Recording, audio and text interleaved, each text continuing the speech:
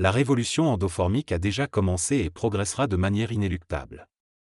Elle implique la création d'une onde de forme collective qui sera nécessairement supplémentaire. Toutes les formes sont soutenues par de l'énergie, y compris dans le monde de l'informe où la forme existe mais peut être perçue comme une illusion. Le monde de l'informe est structuré par de l'énergie non perceptible par les sens humains, mais qui reste de l'énergie.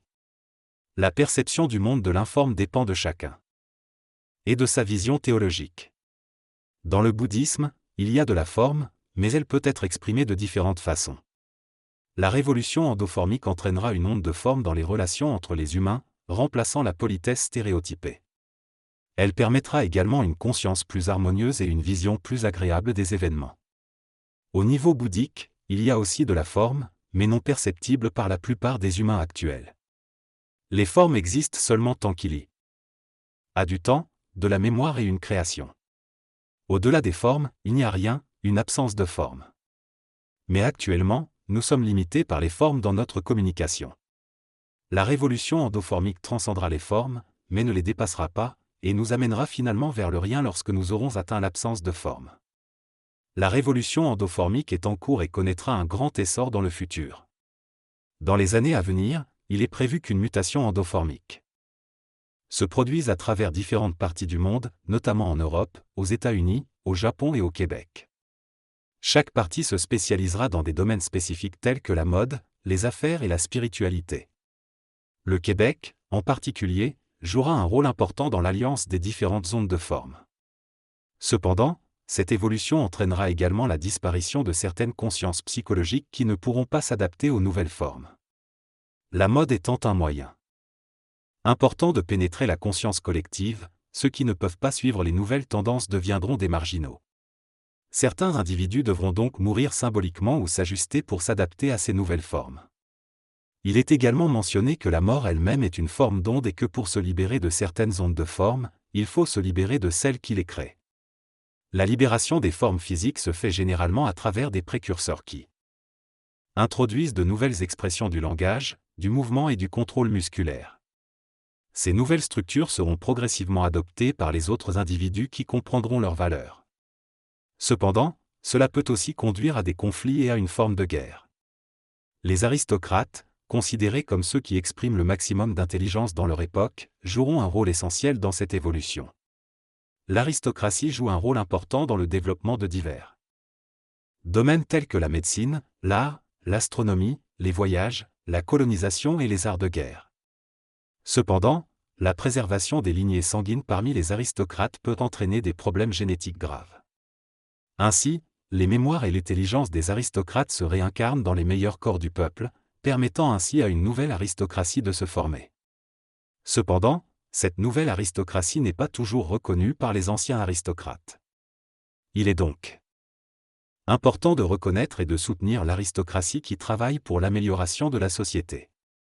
La transmission des lignées peut se faire à la fois par le sang et par l'énergie, ce qui évite les problèmes génétiques.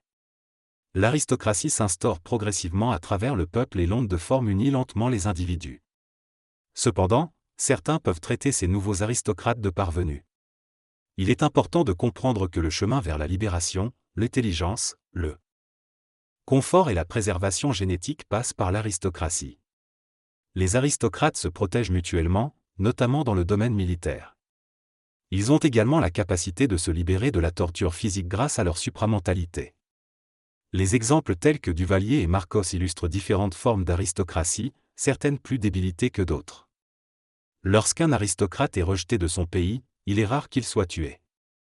Les aristocrates sont généralement protégés et vivent bien lorsqu'ils sont expatriés.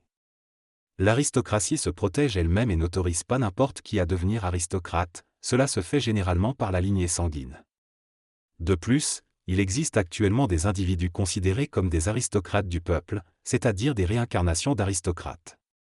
Il est possible pour une personne non aristocrate de devenir aristocrate en se connectant à un agiteur de pensée aristocratisé. Cela se fait en utilisant une corde d'argent qui relie l'âme au monde des morts et permet la réincarnation. Lorsqu'un individu parvient à débloquer cette connexion, il peut se brancher sur des ajusteurs de pensée aristocratiques du plan morontiel. Cependant, cela nécessite une maîtrise mentale pour ne pas être submergé par ces mémoires aristocratiques, mais plutôt les assimiler. Cela se fait en restant conscient de soi-même et de ses motivations. Lorsque l'ajusteur de pensée d'un individu aristocrate se reconnecte à une âme en formation, cela lui permet d'accéder aux mémoires réincarnationnelles de cet individu. Pour cela, l'ajusteur de pensée doit être débloqué grâce au travail de l'humain tout au long de sa vie. Le contrôle de l'ajusteur de pensée, du système musculo-oculaire, du système astral et la capacité de supporter le vide sont nécessaires. L'ajusteur de pensée va alors se connecter à l'ajusteur de pensée de l'individu flottant dans le plan morontiel, ce qui permettra à cet individu d'accéder au monde de la mort progressivement. L'aire de pensée de l'aristocrate sera assimilée par l'intelligence promentale de l'individu, ce qui lui permettra de réincarner les mémoires des aristocrates. Ce processus est mécanique et dépend des ondes de forme adoptées par l'individu. Le choix de qualité dépend de la manipulation à laquelle nous sommes soumis et de notre capacité à communiquer de manière appropriée. Il est important de reconnaître la différence entre les êtres humains et les animaux dans nos interactions. Pour évoluer, il est important d'instruire notre ego et de reconnaître la compréhension et les engagements mutuels dans nos échanges. Le texte parle de l'importance de la communication et de la pensée dans le développement personnel. Il souligne que lorsqu'on communique avec d'autres individus, il est essentiel de reconnaître leurs valeurs et de ne pas manipuler leur ego. Il encourage à travailler le vide mental, l'onde de forme et la communication pour évoluer. Certaines personnes peuvent être obsédées par l'ego et vouloir se détacher de l'influence des autres, mais cela peut être un problème car ils peuvent refuser de communiquer avec les autres et se croire supérieurs. Il est important de dépasser les préjugés pour développer une conscience plus élevée et adopter différents points de vue. Le phénomène MTS, bien que non indispensable actuellement, peut encore être utile dans certaines circonstances. Il n'y a pas de nombre précis de MTS, mais il y a une quantité limitée d'énergie en eux. Les réincarnations peuvent être attirées par l'onde de forme d'une personne, qui peut nourrir différents aspects de son être. Les réincarnations aristocratiques peuvent être utilisées comme un moyen de reconnaissance sociale et d'influence. Cependant, les réincarnations ne servent pas à grand-chose en soi, et l'intelligence pourrait faire en sorte de contourner tout ce processus complexe, mais cela ne se produit pas. Le chemin vers l'intelligence complète est un processus qui ne peut pas être accéléré. Agit tout à coup, mais l'humain a tendance à se laisser distraire et se créer des obstacles tels que l'ego, la peur, la frustration et les fausses modesties. Pour contourner ces inhibitions et reprogrammer l'ego, il faut utiliser des techniques telles que la création d'ondes de forme vestimentaire et orale pour attirer des réincarnations favorables. Cependant, la supramentalisation entraîne souvent une perte d'emploi ou une diminution des revenus, car l'ego doit être écrasé pour progresser. Elle s'efforce d'empêcher cette progression, mais des étapes doivent être franchies, notamment par la négociation, afin de devenir un aristocrate planétaire et d'accéder aux lois de l'initiation solaire et de l'intelligence. La génétique, le nom de famille et les mémoires joueront un rôle dans le parcours évolutif de chaque individu. Lorsque l'être humain évolue, il ne peut plus se conformer aux normes des lois de l'involution et de l'initiation lunaire. Il peut être rejeté à la fois par les riches et les pauvres et se retrouver dans un entre-deux où aucune loi ne semble fonctionner. Il doit alors choisir entre abandonner l'évolution ou persévérer et attendre. Lorsqu'il récupère ce que les riches abandonnent, il devient progressivement un parvenu, mais finit par réincarner ceux qui étaient présents et devient ainsi un aristocrate. Les autres individus le considéreront alors comme un riche qui n'a pas eu de chance et chercheront à l'aider émotionnellement.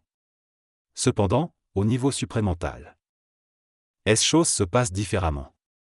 Ce texte aborde différentes notions telles que la phase de stagnation, la personnalisation de l'agitateur de pensée et la mutation de l'individu. L'auteur mentionne également l'arrivée du grand monarque, la résorption des faisceaux et la stabilisation provoquée par Lazare. Cependant, il prédit aussi une future apocalypse marquée par des guerres civiles, une instabilité politique et économique, ainsi qu'une nouvelle aristocratie émergeant après la résorption des faisceaux. L'importance de la préparation et de la survie durant cette période est soulignée. Selon ce texte, l'être humain est susceptible d'être confronté à une apocalypse. Celui qui travaille pour vivre dans une société intelligente est généralement celui qui sera capable de rétablir l'ordre après l'apocalypse. Cependant, cette idée ne peut être comprise que par ceux qui reconnaissent la valeur de ces paroles. Le texte mentionne également la mise en place d'un grand monarque, qui entraînera la fusion des humains dans le monde de la mort pour se réincarner dans des corps physiques relativement immortels. Cela se fera progressivement, et le grand monarque sera présent chez de nombreux individus qui sont assez intelligents pour comprendre cette intelligence cachée tout en étant capables de ne pas l'exprimer. L'emplacement du grand monarque pendant l'Apocalypse est discuté, avec différentes possibilités évoquées, notamment qu'il sera chez certains individus ou dans des livres.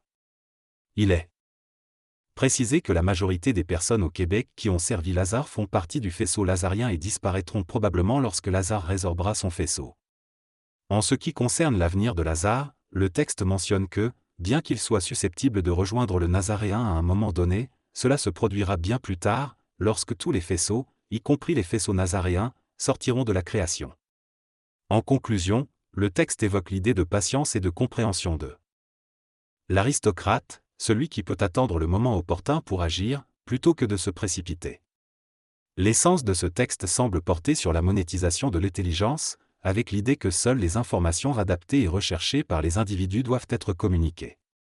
Ceux qui acceptent cette patience et cette adaptation vivront confortablement et allègrement, tandis que les impatients resteront dans la médiocrité jusqu'à ce qu'ils s'adaptent. Il est souligné qu'on ne sait que ce que l'on dit et que le reste est connu par notre corps.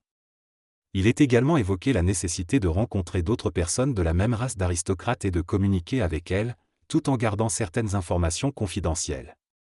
L'aspect de la race d'aristocrates semble se rapporter à une certaine élite capable de monnayer et de vivre confortablement de l'intelligence. Le texte aborde également la question de Jésus, affirmant que ses mémoires ont rejoint son double éthérique.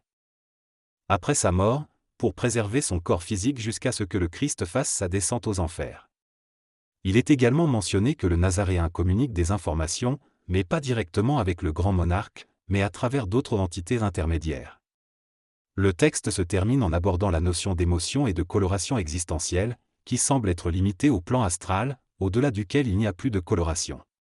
Finalement, il est suggéré que l'accès à toute la réalité peut être limité. La personne qui parle souligne le fait que l'observateur ne tire pas de conclusions ni ne porte de jugements émotionnels sur ce qu'il voit.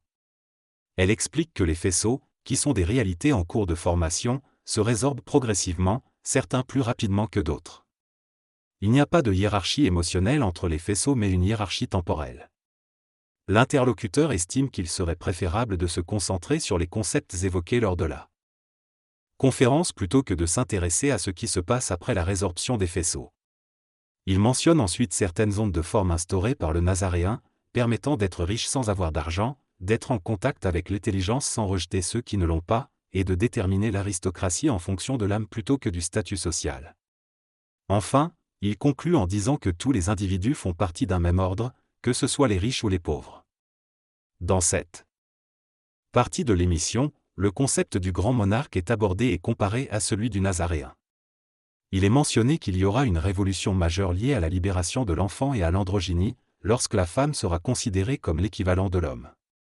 Parmi les autres révolutions majeures, il est évoqué la dissolution des frontières et l'alliance entre les gouvernants. Il est précisé que les individus qui composent le grand monarque ne seront pas chargés d'une manière positive ou négative, mais que certains d'entre eux pourraient avoir des égos trop importants, ce qui les empêchera de voir différents points de vue et de les remettre en question. Cependant, avec le temps, ils seront plus ouverts à l'idée de changer de point de vue. Les questions des auditeurs seront abordées dans la troisième partie de l'émission.